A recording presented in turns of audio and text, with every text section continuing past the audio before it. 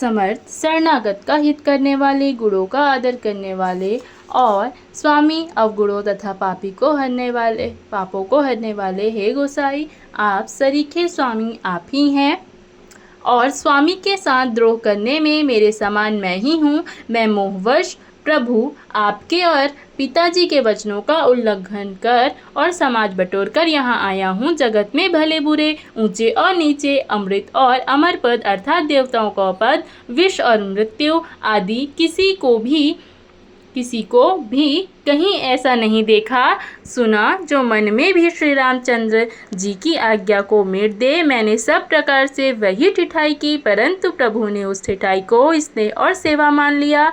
हे नाथ, आपने अपनी कृपा और भलाई से मेरा भला किया, जिससे मेरा दूषण अर्थात दोष भी भूषण अर्थात गुण के समान हो गए और चारों ओर मेरा सुंदर यश छा गया। हे नाथ, आपकी रीति और सुंदर स्वभाव की बड़ाई जगत में प्रसिद्ध है और वेद शास्त्रों में गाई है।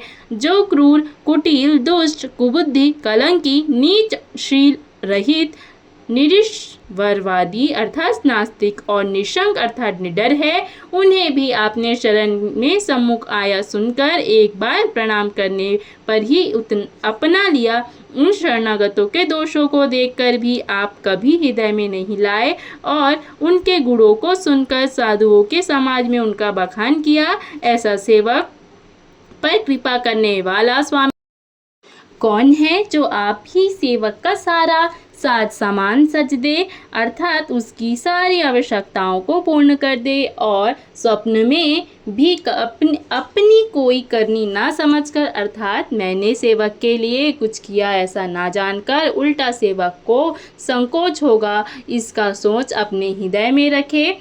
मैं भुजा उठाकर और प्रण रोप कर बड़े जोर के साथ कहता हूँ, ऐसा स्वामी आपके सिवाय दूसरा कोई नहीं है।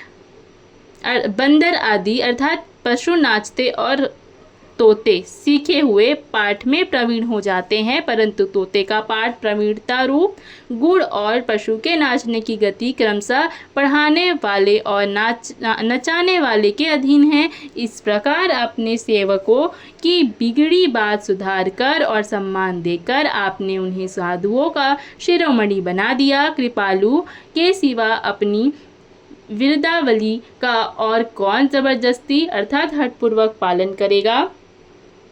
मैं शोक से या प्रेम से या बालक स्वभाव से आज्ञा को बाएं लाकर अर्थात ना मानकर चला आया तो भी कृपालु स्वामी ने अपनी ओर देखकर सभी प्रकार से मेरा भला ही माना। मेरे इस अनुचित कार्य को अच्छा ही समझा। मैंने सुंदर मंगलों के मूल आपके चरणों का दर्शन किया और यह जान लिया कि स्वामी मुझ पर स्वभाव से अनुकूल है। इस बड़े समाज में अपने भाग्य को देखा कि इतनी बड़ी चूक होने पर भी स्वामी का मुझ पर कितना अनुराग है। कृपा निधान ने मुझ पर सांगोपांग भर पेट कृपा और अनुग्रह सब अधिक ही किए हैं। हे गोसाई, आपने अपने शील स्वभाव और भलाई से मेरा दुलार रखा। हे नाथ, मैंने स्वामी और समाज के संकोच को छोड़कर अविनय या विनय भरी जैसी रुचि हुई वैसी ही वाणी कहकर सर्वथा ठिठाई की है। देव, मेरे आर्तभाव अर्थात आतुरता को जानकर आप क्षमा करेंगे। सुहृदय अर्थात बिना ही हेतु के किए हित करने वाले बुद्धिमान और श्रेष्ठ मालिक से बहुत कहना बड़ा अपराध है। इसलिए हे देव, अब मुझे आज्ञा दीजिए। आपने मेरी सभी बात सुधार दी। प्रभु के चरण कमलों की रज जो सत्य सुकृत और सुख की सुहावनी सीमा है, उसकी दुहाई करके मैं अपने हृदय को जागते सोते व स्वप्न में बनी रहने वाली रुचि कहता हूँ। वह रुचि है कपट, स्वार्थ और अर्थ, धर्म, काम, मोक्ष रूप चारों फलों को छोड़कर स्वाभाविक प्रेम से स्वामी की सेवा करना और आज्ञा पालन के समान श्रेष्ठ स्वामी की और कोई सेवा नहीं है। हे देव, अब वही आज्ञा रूप प्रसाद सेवक को मिल जाए। भरत जी ऐसा कहकर प्रेम के बहुत ही विवश हो गए। शरीर पुलकित हो उठा, आंखों में प्रेमाश्रुओं का जल भर आया।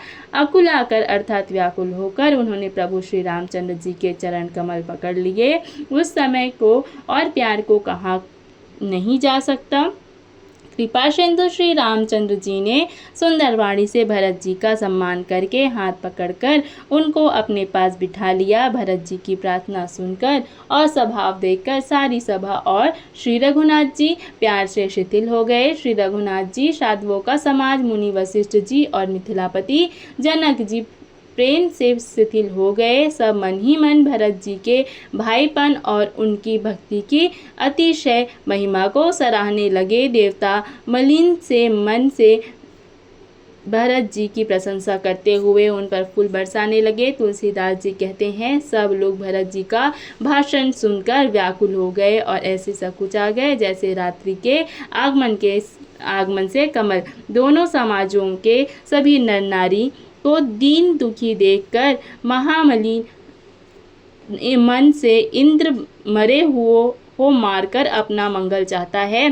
देवराज इंद्र कपट और कुचाल की सीमा है, उसे पराई हानि और अपना लाभ ही प्रिय है। इंद्र की रीति कौवे के समान है, वह छली और मलिन मन है, उसका कहीं किसी पर विश्वास नहीं। पहले